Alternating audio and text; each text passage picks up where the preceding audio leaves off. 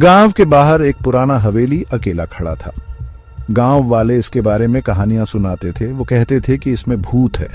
कोई भी इसके पास जाने की हिम्मत नहीं करता था। हवेली समय और टूट फूट का सबूत थी। इसकी खिड़कियां खाली आंखों जैसी थीं, जो दुनिया को घूरती रहती थीं। इसके चारों ओर सन्नाटा भयानक था। ये एक ऐसा सन्नाटा था जो बहुत कुछ कहता था। ये अंदर छुपे राजों की ओर इशारा करता था। 4 दोस्तों का एक ग्रुप जवानों वाली उत्सुकता से प्रेरित होकर हवेली एक्सप्लोर करने का फैसला किया। 2 लड़के और 2 लड़कियां थीं, अमित, राज, प्रिया और नेहा। गांव वालों ने हमें चेतावनी दी थी। उन्होंने हमें अंदर छिपी बुराई के बारे में बताया था, लेकिन उनकी चेतावनियां अनसुनी कर दी गई। दोस्त हवेली के रहस्यों को सुलझाने के लिए दृढ़ थे। जैसे ही उन्होंने अंदर कदम रखा, ठंडी हवा का एक झोंका उनका स्वागत किया। अंदर की हवा सड़ांत की गंध से भारी थी।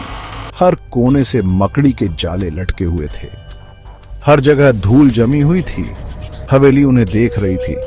फर्श के तख्तों की हर आवाज, खिड़कियों के बाहर पत्तों की हर सरसराहट उनकी रीढ़ में सिहरन पैदा कर देती थी। नेहा को एक पुरानी डायरी मिली। यह सड़ी हुई लकड़ी के ढेर के नीचे छिपी हुई थी। डायरी एक महिला की थी जिसका नाम सविता था। वह कई साल पहले हवेली में रहती थी। जैसे ही मैंने फीके पन्नों को पढ़ा, एक भयानक कहानी सामने आई। सविता ने अपने पति की क्रूरता और अपने दुख के बारे में लिखा था। उसके शब्द दर्द और निराशा से भरे थे।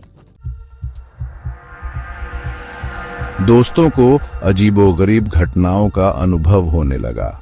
उन्होंने सन्नाटे में फुसफुसाहट सुनी। उन्होंने कुछ जगहों पर ठंडक महसूस की। चीजें रहस्यमय तरीके से हिली। ऐसा लग रहा था जैसे हवेली उनके साथ बात करने की कोशिश कर रही हो, उन्हें चेतावनी देने की कोशिश कर रही हो। हर घटना ने उनके डर को बढ़ा दिया। फिर सविता उनके सामने प्रकट हुई। उसका भूत या रूप उसकी डायरी की तरह ही डरावना था। उसकी आंखें एक भयानक रोशनी से चमक रही थीं। उसने अपने दुखद भाग्य के बारे में बताया। उसने अपने पति पर उसकी हत्या का आरोप लगाया। उसकी आवाज हवेली में गूंज उठी, जिससे उनकी रीढ़ में सिहरन दौड़ गई। सविता की दलीलों से प्रेरित होकर दोस्तों ने आगे की जांच की। उन्हें हवेली के बेसमेंट में एक छिपा हुआ कमरा मिला। अंदर उन्हें संघर्ष के सबूत मिले। टूटा हुआ फर्नीचर, झगड़े के निशान और एक खूनी चाकू। सबूत एक अपराध की ओर इशारा करते थे।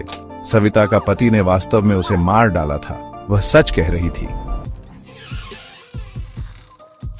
जैसे ही उन्होंने हवेली से निकलने की कोशिश की, उन्होंने खुद को फंसा हुआ पाया। दरवाजे बंद हो गए। खिड़कियां नहीं खुली। हवेली उनकी जेल बन गई थी। वे सविता की बदला लेने वाली आत्मा के साथ फंस गए थे। उनका डर दहशत में बदल गया। वे अपनी ही जिज्ञासा के कैदी बन गए थे।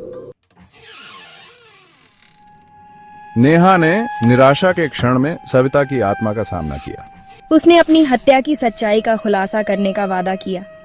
उसने उसे न्याय दिलाने की कसम खाई। इसके बाद ही अलौकिक गतिविधि बंद हो गई। दरवाजे खुल गए। दोस्तों को जाने की आजादी मिल गई।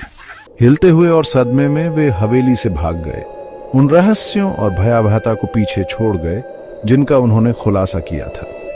ये तो बस शुरुआत थी। गांव वाले जल्द ही सच्चाई जानेंगे। उन्हें पता चल जाएगा कि उस रात क्या हुआ था। उन्हें पता चल जाएगा कि दोस्तों ने क्या देखा था। और उन्हें पता चल जाएगा कि हवेली में एक काला राज छुपा था। एक राज जो कभी नहीं मरेगा। एक राज जो उनके गांव को हमेशा के लिए सताएगा।